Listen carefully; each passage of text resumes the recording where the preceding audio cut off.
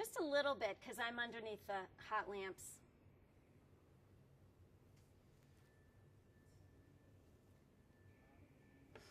Today is May 15th. This is take one. We're in North Haven. Kiki, Tennessee. Anytime. Many psychiatrists have a lot of questions about what physician advocacy really means. First of all, the Academy of Medicine defines physician advocacy as the pursuit of strategies outside the provision of medical care to effect a desired change in the health of individuals or communities. It's important to understand that it's for the primary gain of the patient, community, or population, and that it's not for the physician's personal expression of political speech. What many people don't realize is that physicians have a duty to advocate. In fact, and this is where I'm sorry. What many physicians don't realize is that physicians have a duty to advocate. In fact, in 2001, the American Medical Association adopted the Professional Declaration of Responsibility, which says that physicians have a duty to advocate for social, economic, educational, and political changes that ameliorate suffering and contribute to human well-being. You're doing fine. All right. Just getting back.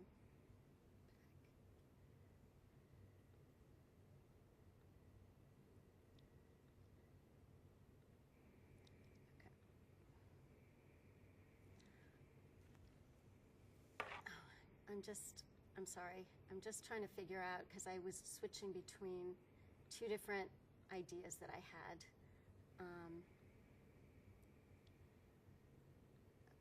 Okay. I wish I had put this on a piece of paper. Okay. Maybe the office can print it. Like, I mean... How would you, I don't know how to print from that. That's okay. Let's just try it. We'll just try it.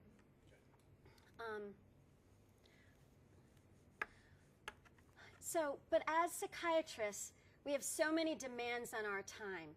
So why should you spend your time on advocacy? It's really important to understand that multiple systems interact and overlap to impact the care our patients receive.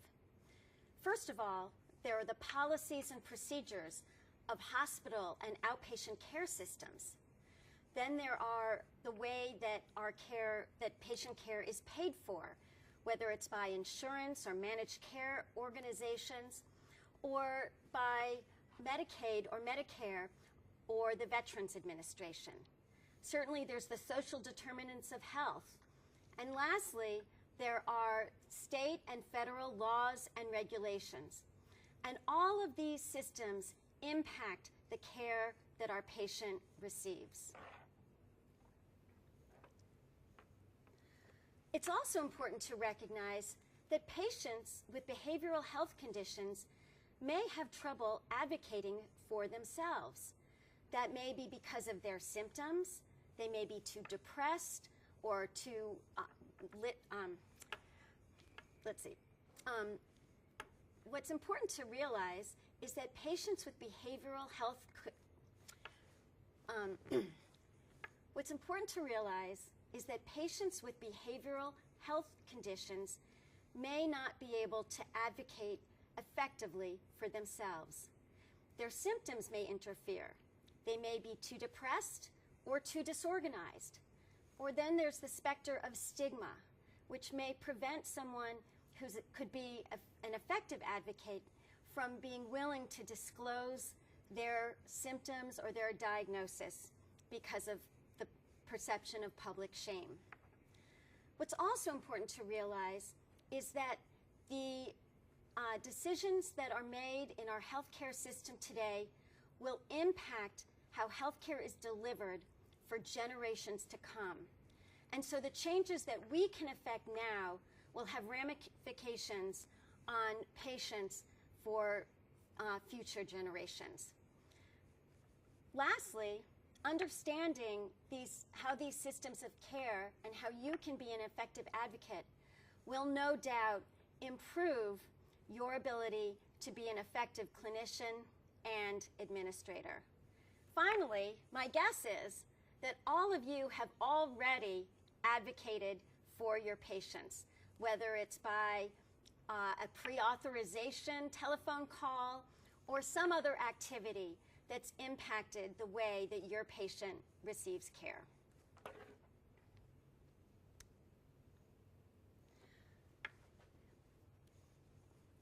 What many psychiatrists don't realize is that psychiatrists make highly effective advocates.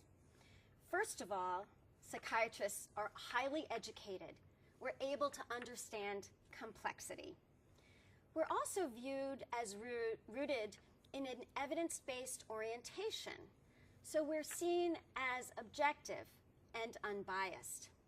We possess an expertise that is highly valued. We're also professionals, and so we inspire respect and authority. Most importantly, perhaps, is that we can speak with first-hand experience. We have patient stories to offer, and this clinical information is vital to help legislators understand what our patients need and what they deserve.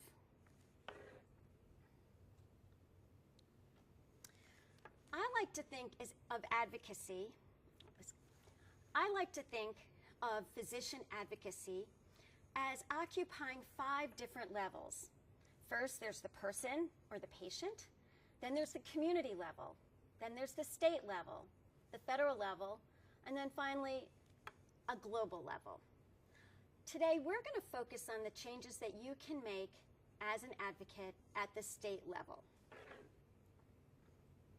When you finish a page, hold So at you the have, camera okay, before you jump to the computer. okay, that sounds good. Yeah, I'll do that. Is this all right so far? Yep. My rate of speech is okay? There's a couple of things we'll go over, but let's get through it. Okay. In thinking about state advocacy, I like to think of a general approach.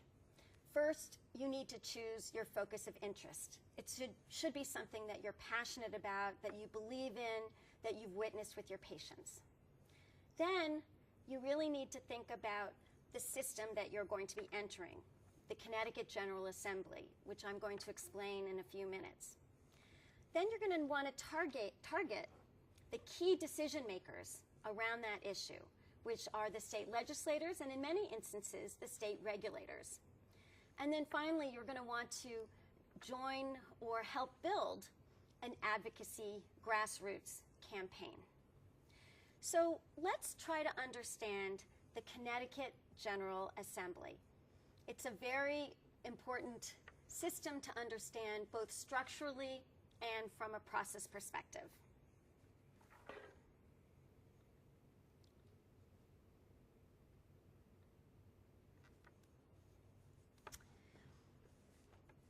So now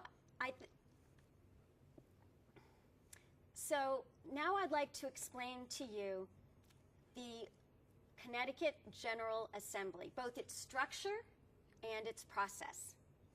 First of all, the Connecticut General Assembly is a bicameral structure, meaning that there is a House, which has 131 representatives, and a Senate, where there are 36 senators. It's a part-time legislature, so that everyone who's in the legislature has an outside job. It's on a legislative calendar that is on a 2-year cycle, so that following Election Day, in the first year of the cycle, the legislature goes into session in January, and it is constitutionally mandated to end on a particular date in June at midnight. The second year of the cycle is a much shorter session. The legislature goes in around the beginning of February and ends the beginning of May. The Connecticut General Assembly has a joint structure for its committees, meaning that it is a bicameral structure. This is unlike our federal system where committees are unicameral. In this instance, there are chairs from both the Senate and the House.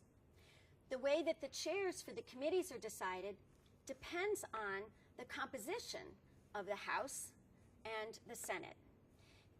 If the Senate has a majority of Democrats, let's say, then it will send a Democratic co-chair. Then it will send a Democratic senator to be the co-chair.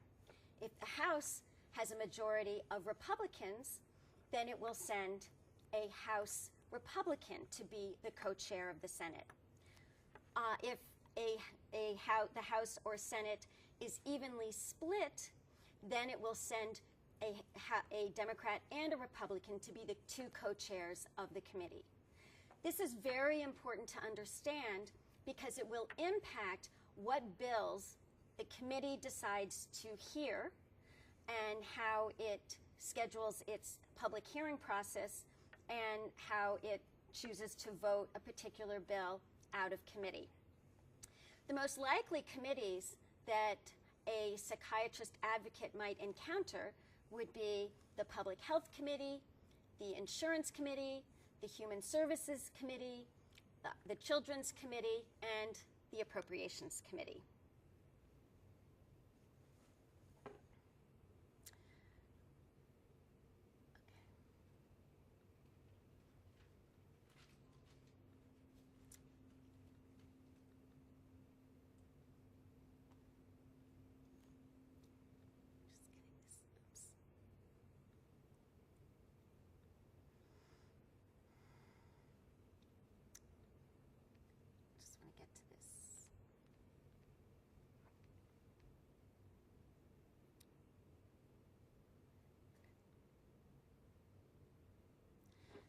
So there's a slide here that I'm probably going to maybe show.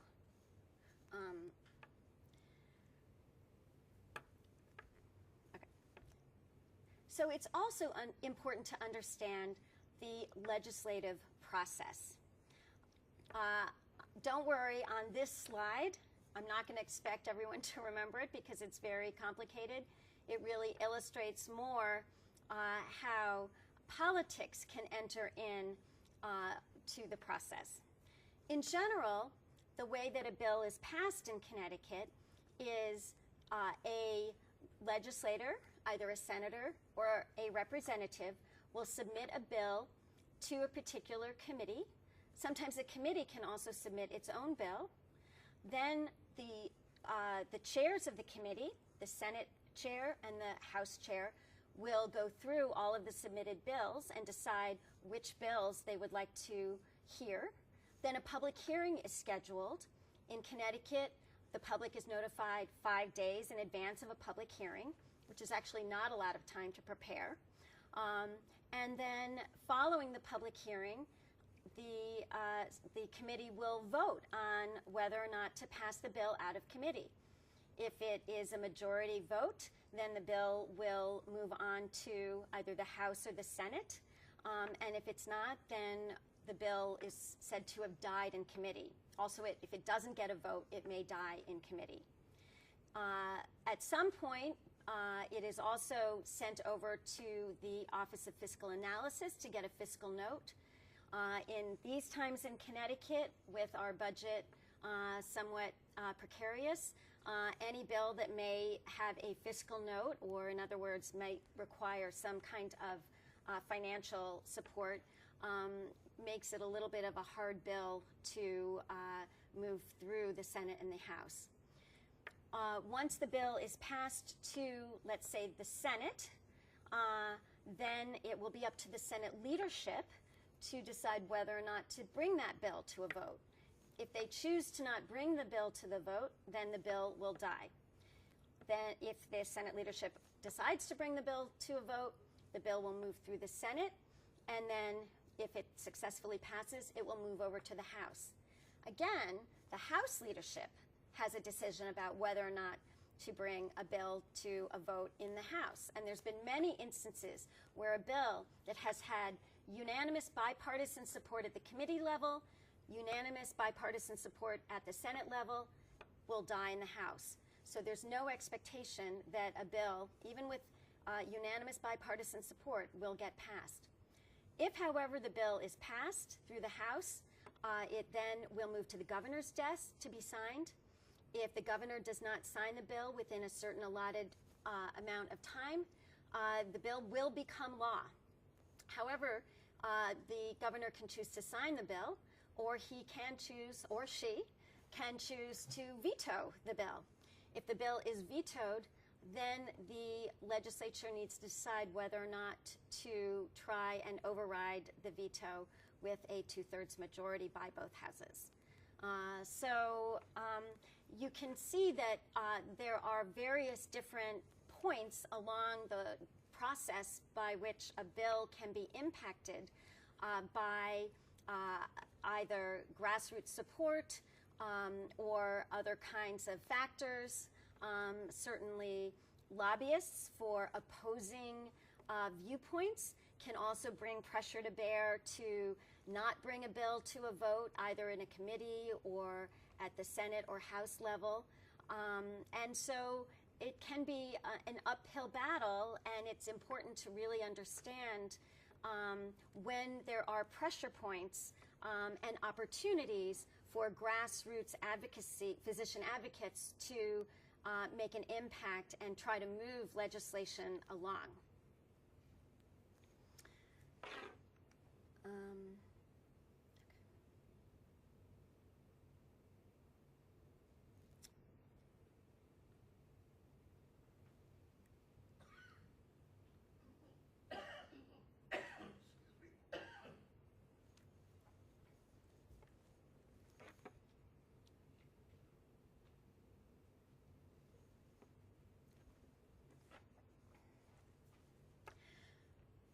That's why it's critical that as a psychiatrist, you make an effort to develop a relationship with your state senator and your state representative.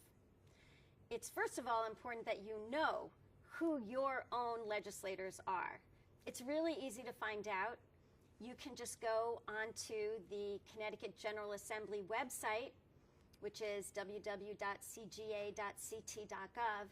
put in your address, and find out who your state senator and state representative are. But it's important that you do more than that. Many state legislators make themselves available through coffee hours and other kinds of community events.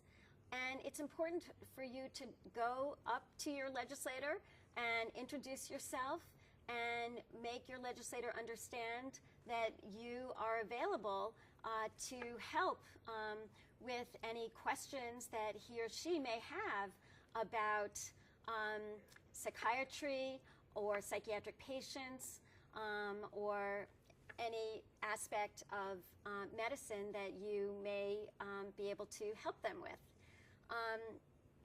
It's really critical to understand that for a legislator, knowing a psychiatrist or a physician in the community can really help them at these critical junctures to perhaps better understand a bill that is before them, or to be able to ask questions so they can clarify the language of a bill so that it will make a better difference in patients' lives.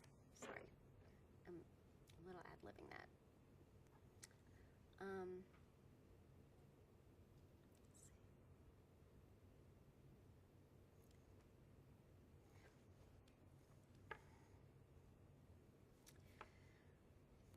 When you meet,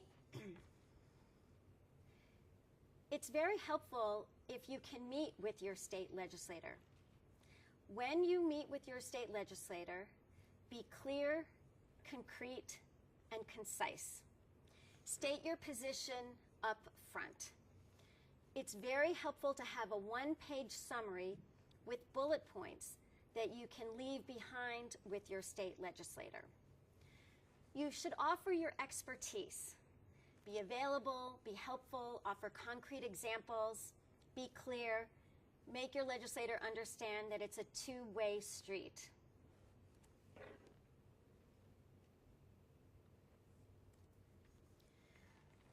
What legislators often like are publicity, like photo opportunities or social media or even awards. And so one way to get a legislator's attention is to invite him or her to an event that you're having around whatever particular issue you are advocating for, and offer them an opportunity to speak, as well as an opportunity for publicity, because this is a way for the legislator to better understand the issue that you're advocating for, as well as to further develop that relationship.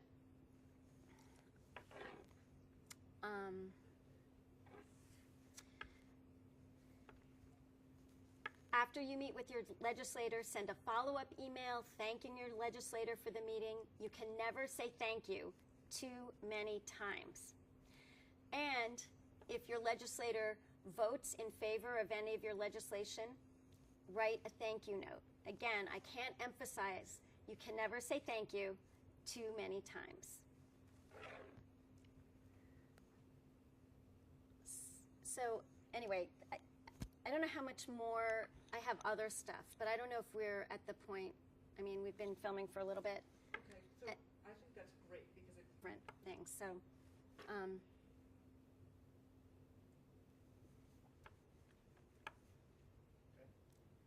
So, how can you get started in state advocacy? First of all, never miss a chance to vote. Make sure that you're registered to vote. Make sure your friends and colleagues are registered to vote. And understand that elections don't just take place every 4 years, the presidential election. There are state and municipal elections in Connecticut every calendar year. So never miss a chance to vote. Second, know who your state legislators are. It's easy to find out. You can go on the Connecticut General Assembly website, which is www.cga.ct.gov, put in your address, and you'll find out who your state legislators are. Then get involved with your district branch of the APA. Do more than join the Connecticut Psychiatric Society. Get involved. Attend meetings. This is a way to find out what interests your colleagues have. Maybe that will spark a passion in you. Attending meetings is a way to learn more about what's going on in our state and to begin to understand what state advocacy means. The Connecticut Psychiatric Society has a listserv that you can join, which will give helpful updates around the legislative agenda for the Connecticut Psychiatric Society. They will periodically email requests for you to contact your state legislators at these critical junctures of a particular bill moving through the Connecticut General Assembly.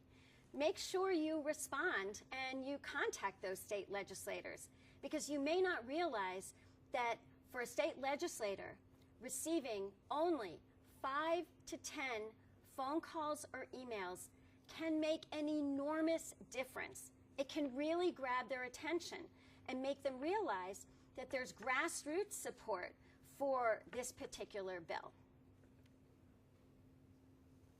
Was that better? I think that's fantastic.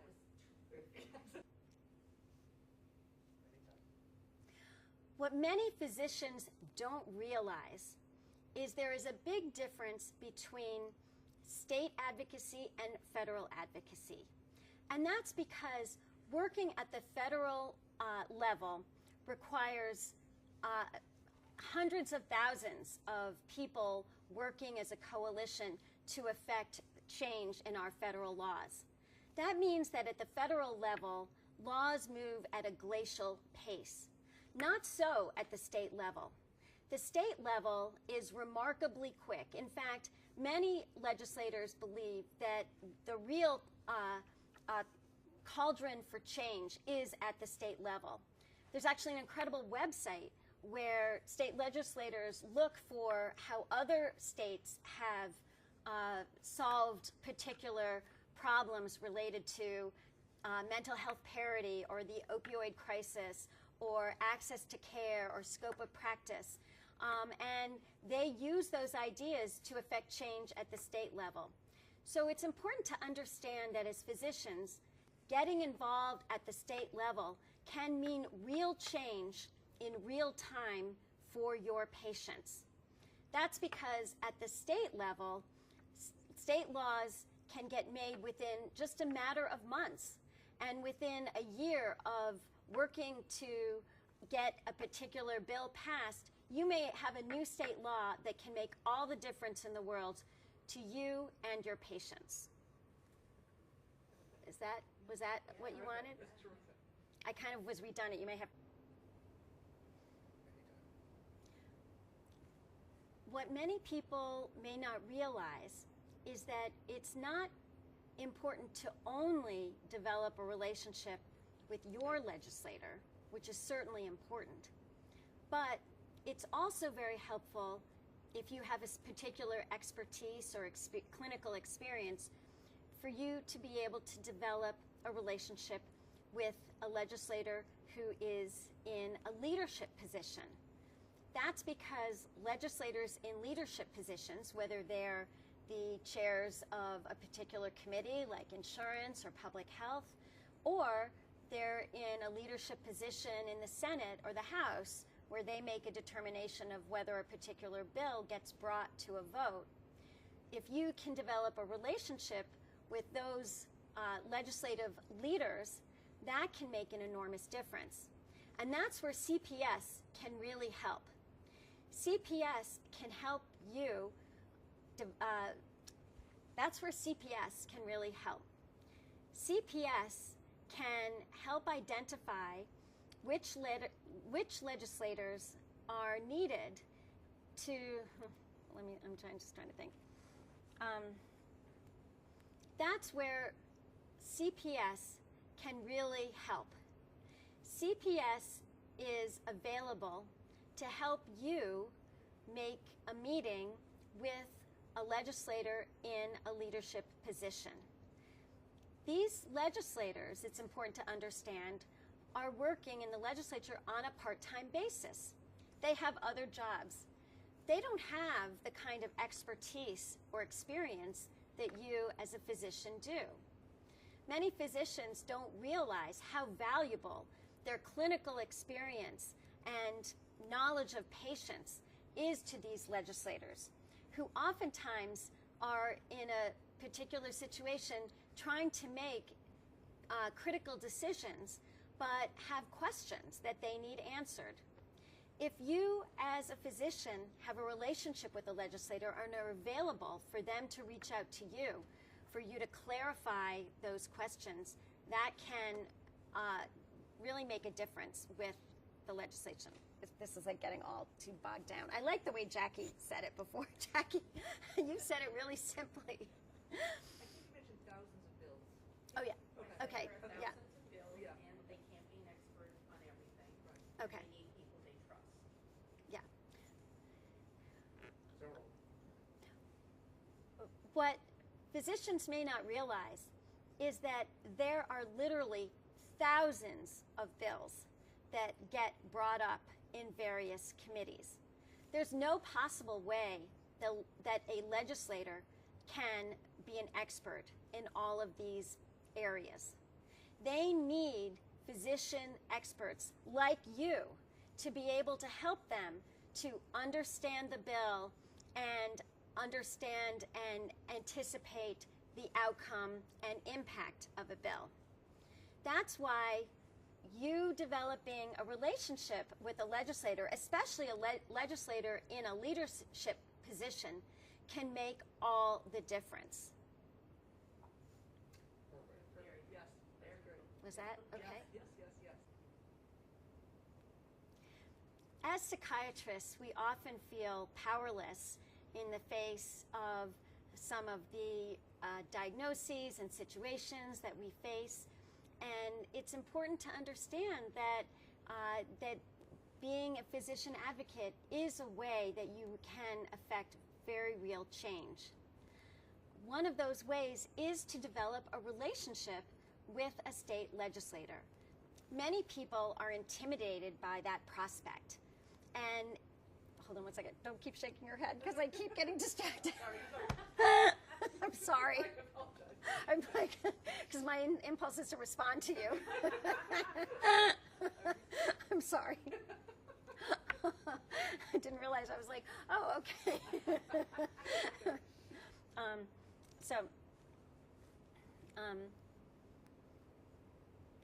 Okay.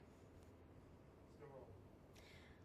Many people are intimidated by the prospect of meeting with a state legislator. But think about it the same way as you might meet with one of your patients. You're used to talking to people, asking them about themselves, finding out what's important to them. And that's the same kind of approach that you can take with a state legislator. When you meet with them, perhaps in a coffee shop or another situation in the off session, it's really important that you have your initial meeting not when they're in session, when they're back-to-back with meetings and running around, but in a time, sometime it may be between July and January, when you might be able to spend 10 minutes or so with them, get to know them a little bit, and explain a little bit about yourself, what your passion is, something about your practice, so that they understand that it's a two-way street, and that you're available to help them with some of these trickier issues that might come up when they're in session in the springtime. When you meet with your legislator at the coffee shop, certainly bring a one-page leave behind with some bullet points about who you are, what your expertise is, how to best contact you, and then let them know that you're available, that it's a two-way street, that you want to be helpful to them. And that way, when you do meet with them around the issue during the session, when it might be a much more hurried meeting, it might be just a phone call or an email, they'll know who you are. They'll want to read about what you have to say or hear what you have to say, and they'll be attentive to your perspective. And so it's really important to try to establish that relationship. Again, establish it early on in the off session so that when you follow up during the legislative session, you will have a solid foundation of a relationship to build on. I don't know. I'm very wordy. Advocating at the state level is a way for you to make an impact quickly and effectively. From the start of a legislative session in January to when it ends in June, you can see a bill progress to become law. And suddenly, you can make a dramatic shift in how care is delivered in our state. Yeah, I think that's a really good ending. Yep, right. Okay, live. And this is take two from the beginning with the slides. Anytime. Hi, my name is Kiki Kennedy. I'm a psychiatrist and an assistant clinical professor at Yale University, and I also serve as a member of the APA's Council on Advocacy and Government Relations. I'm here today to talk to you about physician advocacy. What is physician advocacy? The Academy of Medicine defines physician advocacy as the pursuit of strategies outside the provision of medical care to effect a desired positive change in the health of individuals or communities. It's for the primary gain of the patient, not the community or population. And it's also not an expression of a physician's political speech. That's all.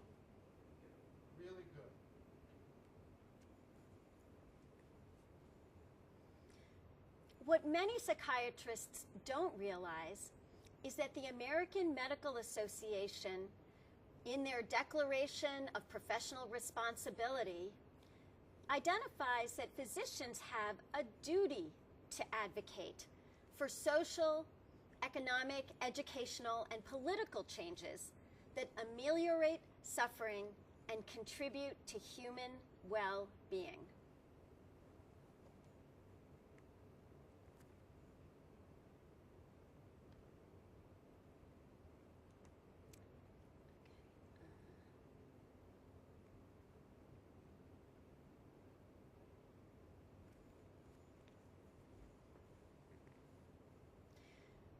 Psychiatrists make highly effective advocates. We're highly educated. We're able to understand complexity. We're viewed as rooted in an evidence-based orientation, seen as objective and unbiased. And we possess an expertise that is valued. We're professional, so we inspire respect, authority, and trust. And most importantly, we can speak with first-hand experience. We have patient stories to offer, which can make the biggest difference in advocacy.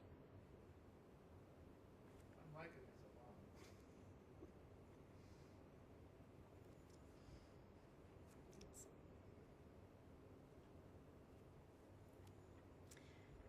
lot. I like to think of advocacy as occurring at different levels. First, there's the patient, then there's a community level, then the state and federal levels, and then finally, there's a global level of advocacy.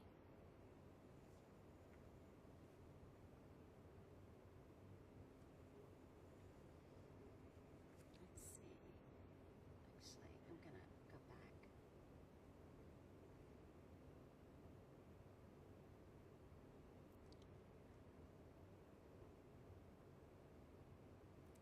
Okay, I'm just gonna look at this, just making this smaller.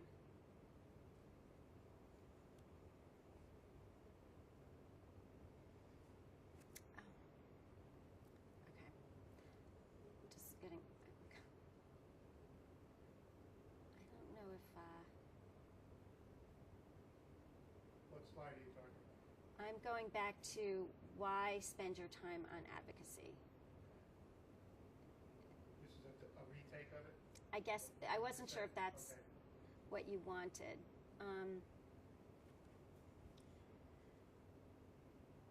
Advocacy is very worthwhile.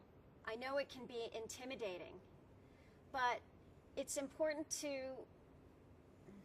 okay, so how about, I'm not going to do the intimidating yet. Why is advocacy important? After all, you're busy, you have a lot of clinical and administrative demands. But what's important to understand is that for your patient, there are multiple systems that impact the care that your patient receives. First of all, there's how the care is paid for, whether it's by managed care or insurance companies, Medicaid, Medicare, or the VA. Then there's the social determinants of health. There's the healthcare system and policies of whatever healthcare system the patient is being seen.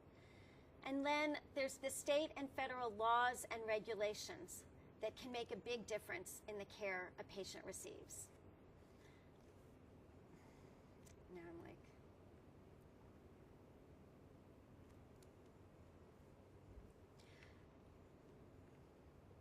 in addition, patients may have difficulty advocating for themselves.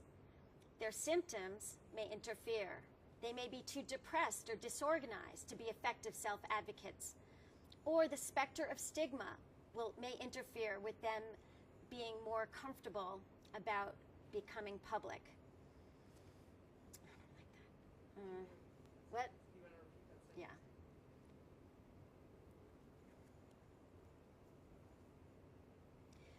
Yeah. patients may have difficulty advocating for themselves. Their symptoms may interfere. They may be too depressed or too disorganized, or they may feel too stigmatized to reveal their concerns in a more public domain.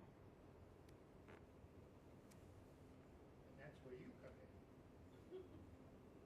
Cool, that's great. Yes, it's going Yeah. Great. Yes, Um, I like that.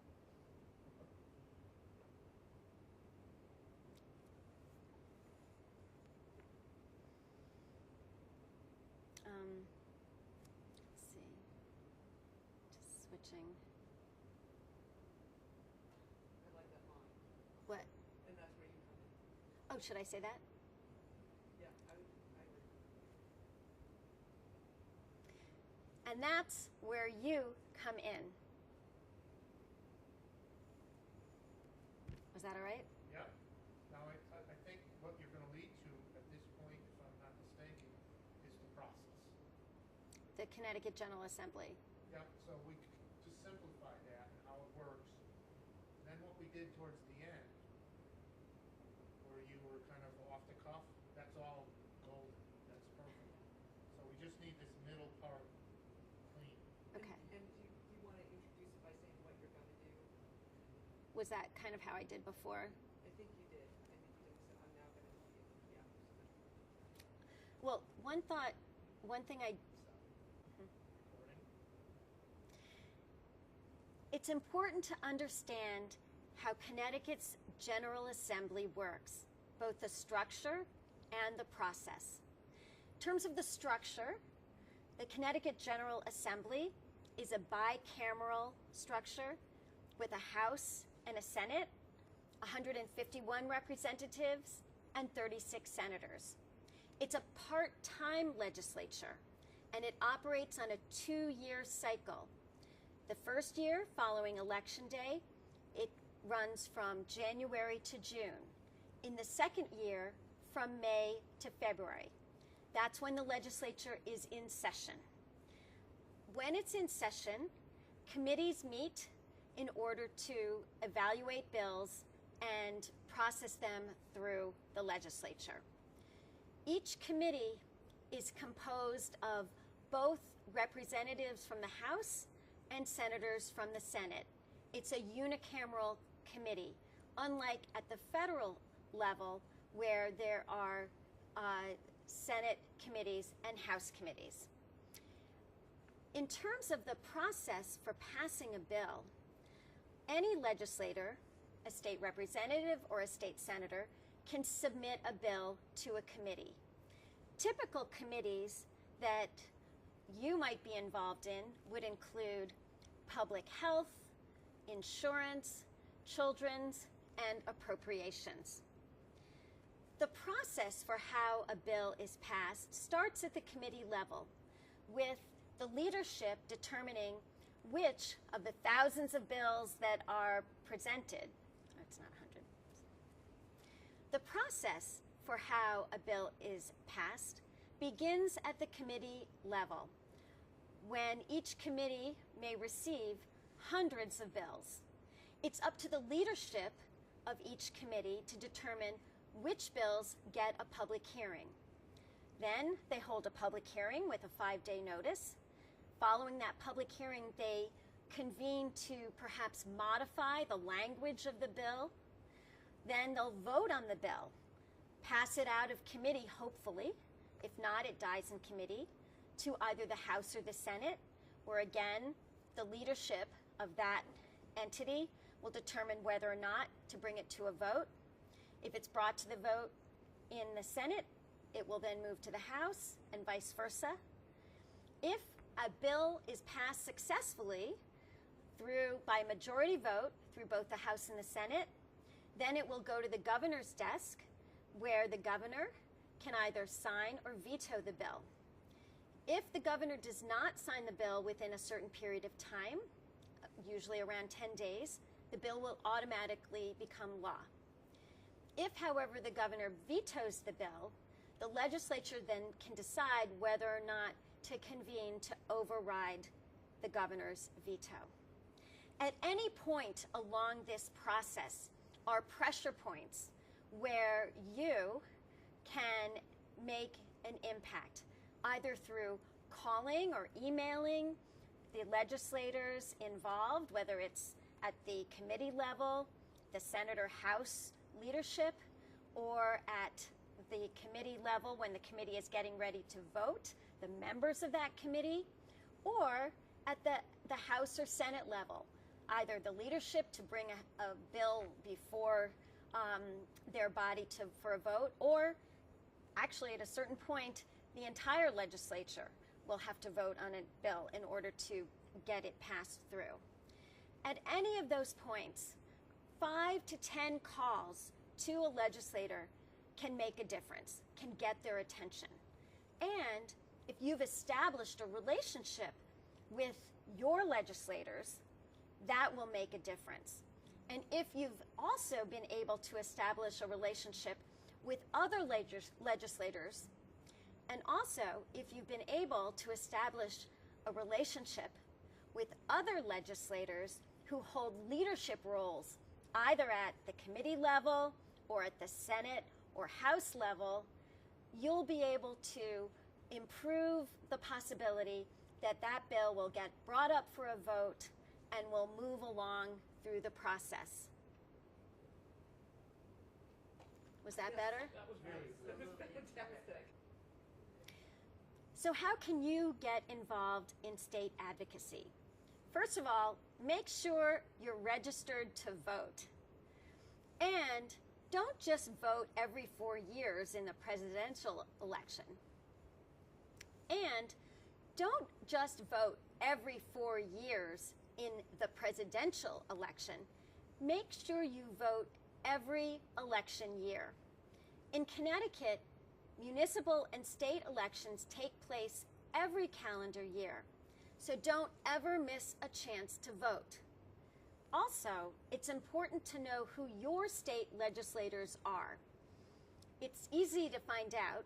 You can go on the APA website or the Connecticut General Assembly website. Put in your address, and you'll get who your state legislators are, their contact information, their web page, and everything that you need to know. Also, make sure you get involved in your local district branch of the American Psychiatric Association. In Connecticut, it's the Connecticut Psychiatric Society. CPS is here to help you with all of your advocacy efforts. CPS can help you develop a relationship with your legislators and with the legislators who are in leadership.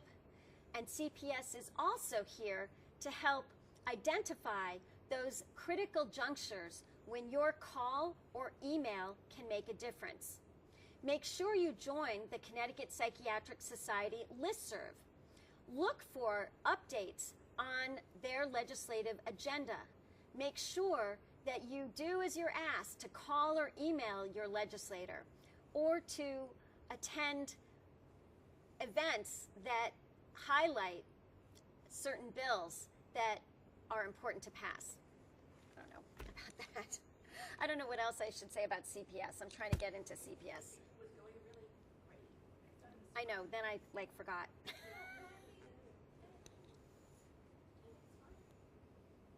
Tell me when I need to go back, because I know I devolved. Yeah, I think you should go back to the part where, so attend local or community events, tie that into, inviting. At one point you said you can invite them to speak. Legislators love to be publicity, that whole thing. Okay. That's where you're kind of, I can. those are some of the public events that give you the opportunity to meet and greet. And become familiar with the websites and dates and times of events and planning. And then also, maybe this is the place also to add so that people that aren't having events can also know that they can have additional, just by meeting with them and letting them know about your activities. So tell me, so we should get back into that about what CPS, tell me more about what I feel like I should just say a little bit more about what CPS does. So what do you want me to say about CPS? Well, I think we might have said it earlier, but we can say that CPS will facilitate, that's too big a word, but help you get a meeting with your legislator. We will actually help. We have And guide you. yes, and guide you in the process. Yes. Okay. So that it's more.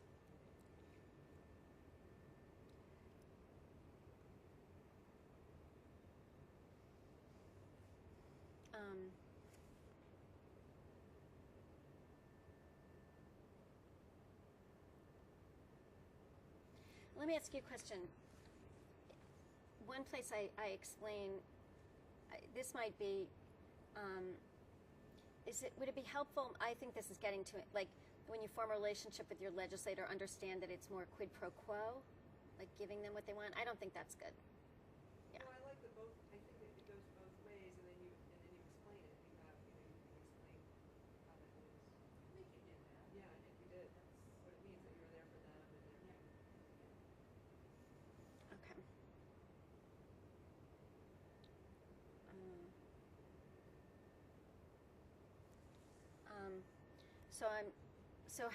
So tell me how I'm starting this section off with the CPS, like it's about the meeting with the legislator. Right. CPS can help you set up a meeting with your legislator and prepare you for the meeting. Is that,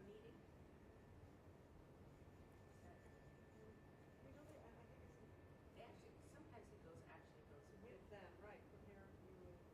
yeah.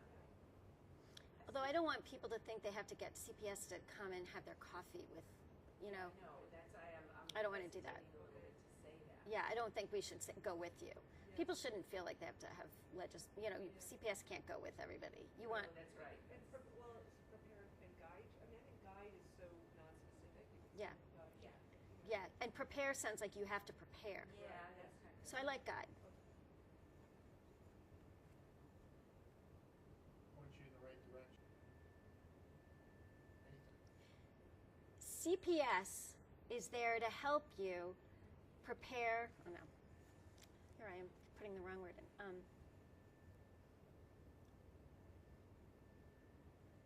CPS is there to help guide you in meeting with your legislator or a legislator in leadership. You shouldn't be intimidated about meeting with a legislator. You have important stories to tell. You have expertise.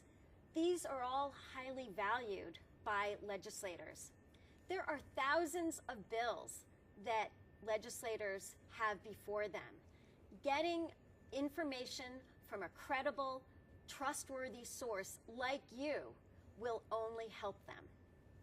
When you meet with a legislator, it's important to start off by doing that in the off session, sometime between July and December.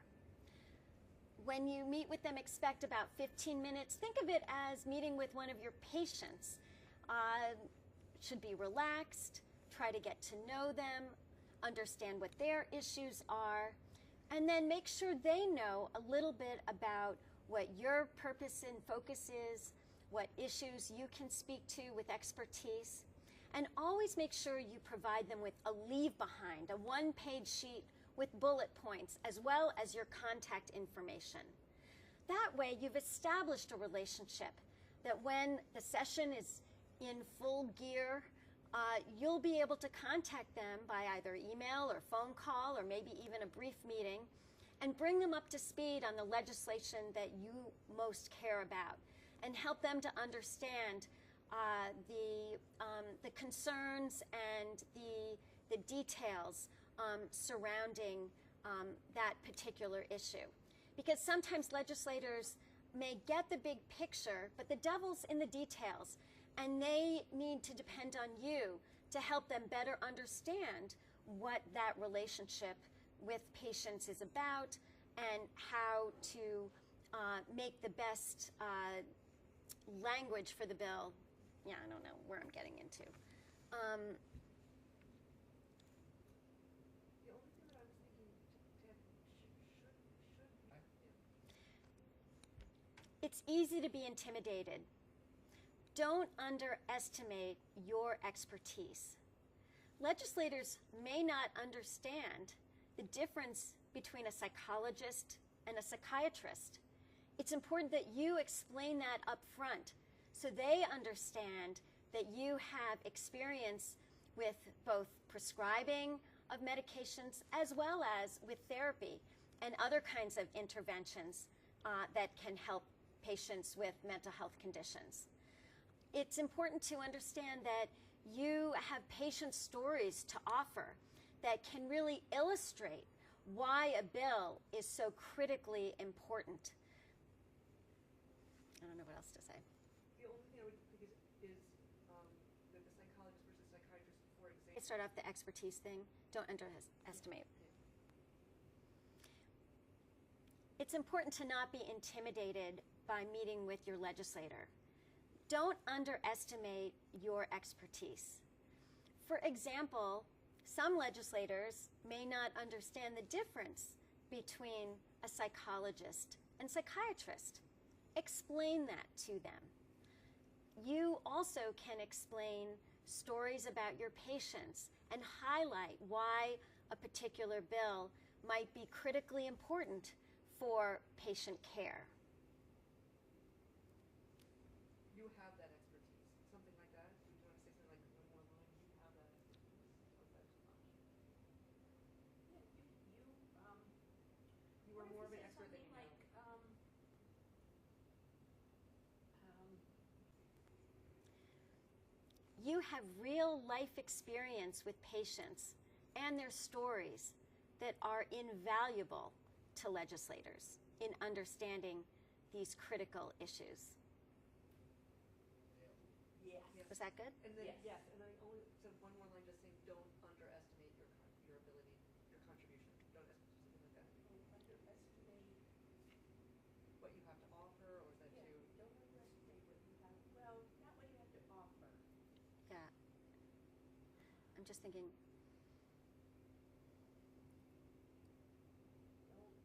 What you know? Don't underestimate. would it be the like value. or legislators, want to be educated, so they can, so they can enact, legislation. Because what often happens, in this, the legislators are sitting down like at 2:00 in the morning, like trying to understand, like 3 days before a bill is going to be voted on. They don't really understand the complexities of, like, the telehealth bill got all. Don't underestimate your ability to help legislators understand the complexities and nuances of patient care. Was that right? Yes, I think that was great.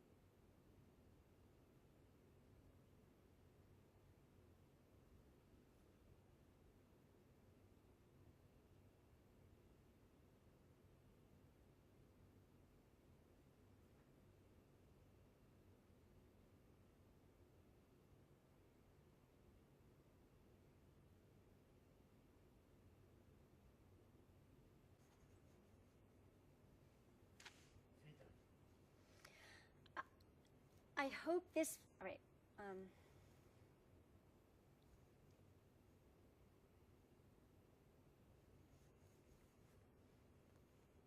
I hope this video has helped you understand how physician advocacy can make real change happen at the state level. Change that can make a difference for our patients and change that can happen quickly. Don't underestimate what you can contribute. And don't be afraid to take the next step. What are those next steps? Be sure you register to vote. Look up who your state legislators are on the APA website or the CGA website. And make sure, oh, I forgot this. Let's start from the top. The Yeah. only thing I would say is, CGA website, I might actually say. Is this too close? No. Do you want to say Connecticut General Assembly website? Oh, yeah, yeah. Okay.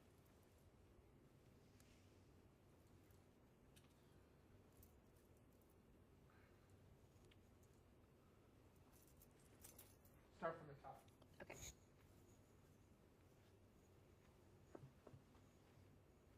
Anytime.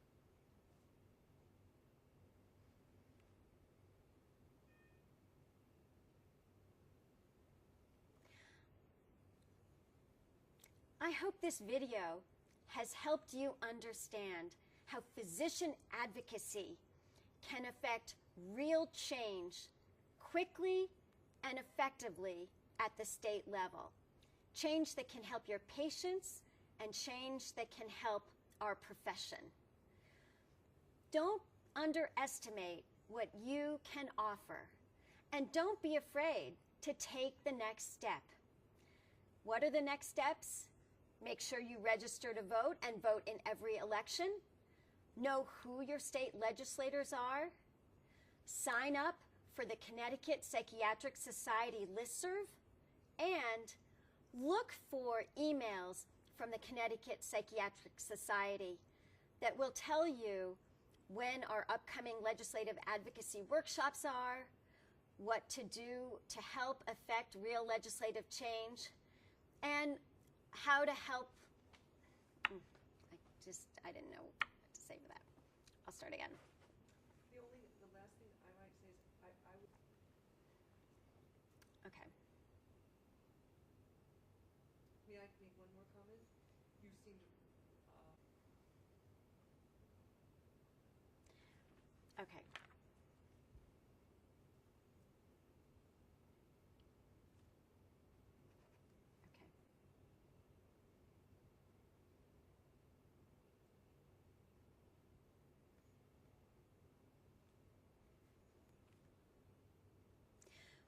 I hope this video has helped you understand how state advocate.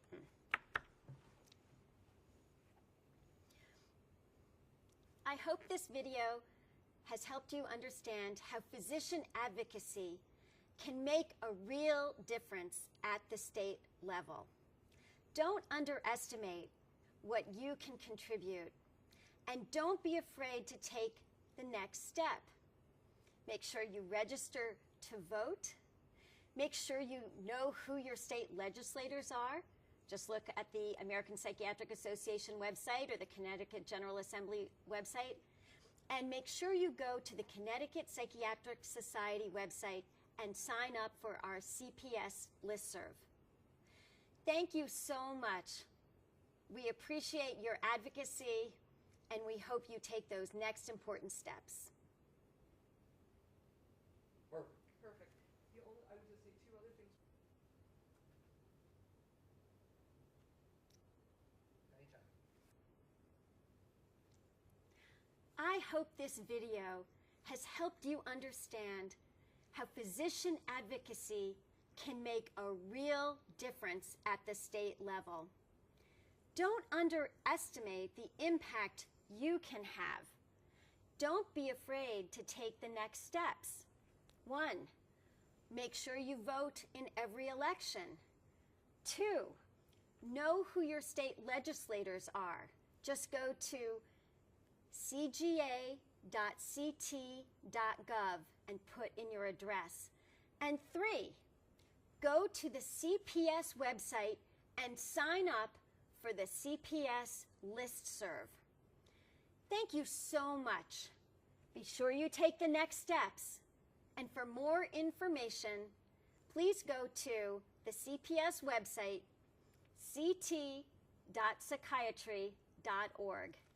Thank you. Good. How's that? Do you want me to do it again? Stand by.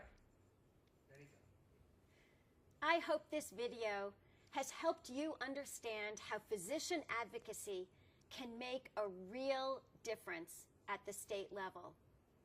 Don't underestimate the impact you can have. And don't be afraid to take the next steps. First, make sure you vote in every election. Second, know who your state legislators are. Just go to the Connecticut General Assembly website, cga.ct.gov, put in your address, and you'll find out. And 3, please go to the Connecticut Psychiatric Society website and sign up for the CPS listserv. Thank you so much. Be sure you take the next steps.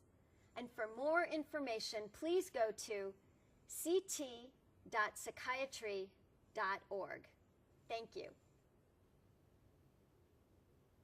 Do you think just the one at the Connecticut General Assembly, do you want to repeat that one more time?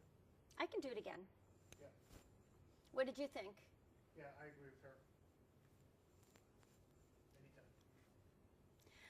I hope this video has helped you understand how physician advocacy can make a real difference at the state level. Don't underestimate the impact you can have, and don't be afraid to take the next few steps. First, make sure you vote in every election. Second, know who your state legislators are. Just go to the Connecticut General Assembly website, cga.ct.gov, put in your address, and you'll find out. And 3, go to the Connecticut Psychiatric Society website and sign up for the CPS listserv. Thank you so much. Don't be afraid to take the next few steps. And for more information, please go to ct.psychiatry.org. Okay. Do you want me to do that again? Was that, I stumbled a little bit.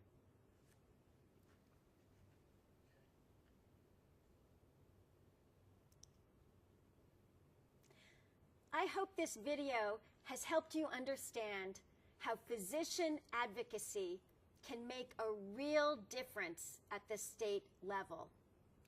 Don't underestimate the impact you can have, and don't be afraid to take the next few steps. First, make sure you vote in every election. Second, know who your state legislators are. Go to cga.ct.gov, put in your address to find out who your state legislators are, and then 3, go to the CPS website and sign up for the CPS listserv. Thank you so much.